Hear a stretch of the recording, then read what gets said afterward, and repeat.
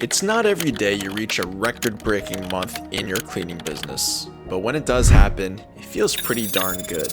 Lucas and his wife Jessica own a residential cleaning company over in Ontario, Canada. Since partnering with Celebrity Maid a couple months ago, they've doubled their revenue, tripled their efficiency, and their mission has stayed the exact same, which is to keep scaling. In this video, I'm sitting down with Lucas himself, and we're going to explore the biggest game changers for his lead generation, improving his sales, and how that's affected his outlook of his business for the foreseeable future. I hope you guys enjoy this interview, and if there's one thing that I hope you get out of it, is that it helps you get one step closer to becoming a celebrity maid.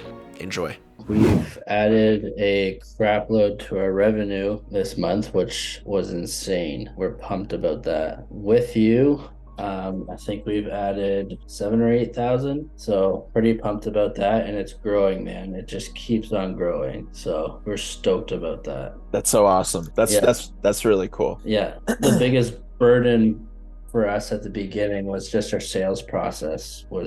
It was messy, and we had too many things for the client to do up front. So then they kind of got weirded out by that. I know we kind of discussed that earlier on, but now it's seamless that they want a clean, hop on a call just to figure out kind of what we're dealing with, and then book you on the schedule, done.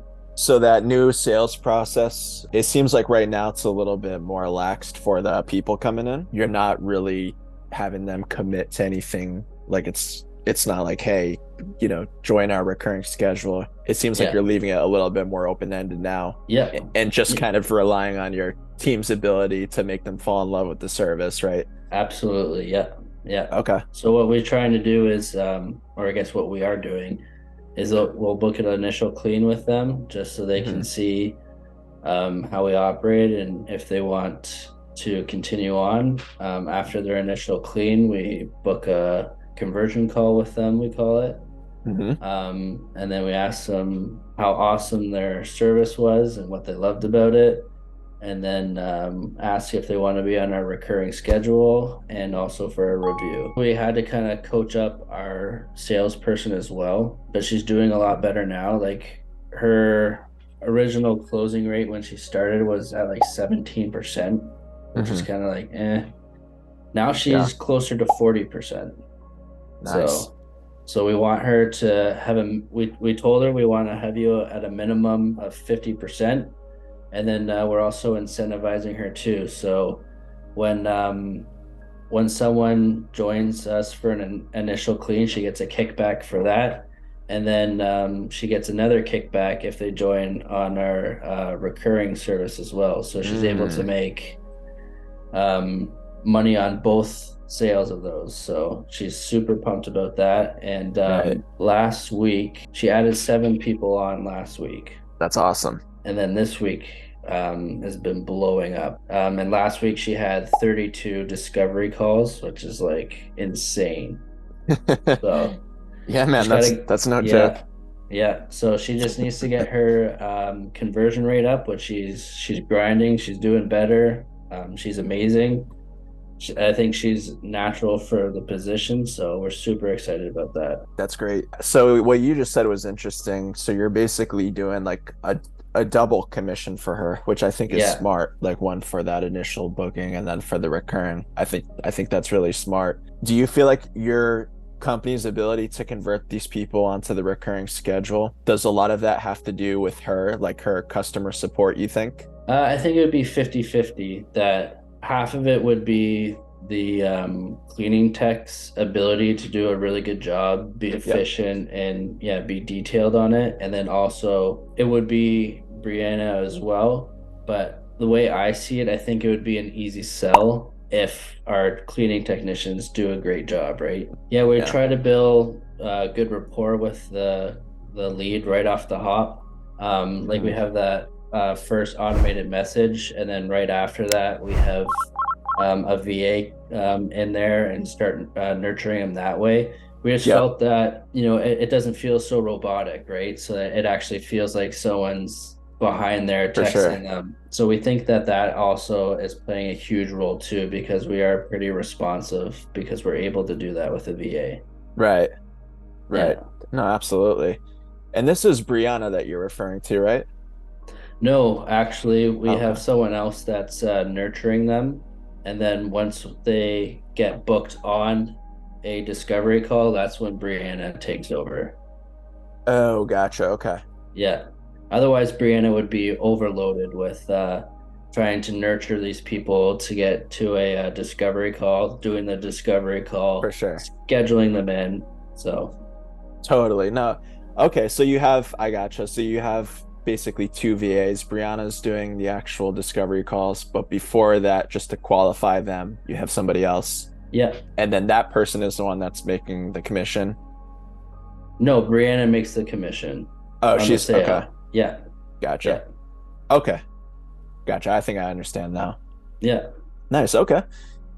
Hey, that's smart. I mean, you guys are crushing it, so I'll definitely take note of that and suggest that to some of these other guys who Yeah. maybe don't have that process because I think a lot of people just have like one VA who kind of does everything. Like Yeah. they text the leads, they try and get them booked, but that's really smart to have like a two-step Yeah. process. I like that. Yeah, we had Brianna doing it all, and then she just told us, she's like, man, like we're getting way too many leads, and she was Yeah. so overwhelmed. She's like, I can't do it this way. So we're trying it a bit differently. And then our mentor is like, just do the way we do it. Like we have one of our VAs that does other stuff during the day, but they Mhm. also answer low level phone calls and also help nurture the leads along, and it makes Yeah, things way more streamlined. We're like, okay, tried it and it works like a charm. that's great. Yeah, but we already sourced one ourselves for all of our social media stuff and also nurturing leads for our hiring funnel. Mm, So she nurtures all those leads too. She texts them back and forth. She'll actually give them a call as well, just to say, hey, like we sent you an email, just making sure you got it. Like if they haven't responded and whatnot. And we've noticed too that has increased our ability to be able to get more qualified um, applicants. So that was sure. awesome as well. Right. Very cool. Yeah. So this month, May, is this like a record-breaking month for you guys? For residential, yeah. Because Okay. before we were residential and commercial, and then Oh, we didn't got know rid that. of all of our commercial and then just did strictly residential. So now this is our highest month in residential. So by the end of the month, we will be billing out for just over 22,000. That's awesome, man. Yeah. So the start of the year with residential was 11 or 12,000, and now we're billing out for 22. And then I'm hoping by July at August we'll be doing 30. So Hey, at this rate, it doesn't sound like a too far-fetched of a goal. no, no. So that's pretty exciting. That's really cool. Yeah, and I'm looking at the chart right now. Have the majority of the bookings that you're getting, are they coming from like a combination of the advertising that we're doing together, and then maybe some are coming from organic or Mostly are coming from the advertising that you're doing. awesome. There's a handful that might have been referrals, but not very many. Awesome. Okay. Yeah. So honestly, like the Facebook ads are absolutely killing it. Yeah. So I'm not gonna complain there. Yeah. Yeah. Especially if as long as you're converting. I tell people if you could convert 30% or more, that's actually considered good. Yeah. So yeah, you guys you're in the money with that. Yeah. So keep it up for sure. Yeah. Yeah, we told Brianna that we want you to be at a minimum 50%, and then once you hit that 50%, we're more than likely at that point gonna bump up her base pay as well. So then her base pay will be higher, and she's getting all these kickbacks too. So, and Oh yeah, we want to incentivize her, right? Like for she's sure. pretty much the driver of the business, right? So Totally. we want her to be paid well for doing a good job as well, right? So Yeah, that's the mindset to have. I think that's probably why, when you reach like a record-breaking month, it doesn't just happen by accident. It's, you're taking care of your employees, you're making them more emotionally invested in the business too. So Yeah. they want you to succeed and everybody Yeah. wins. Yeah. Oh yeah.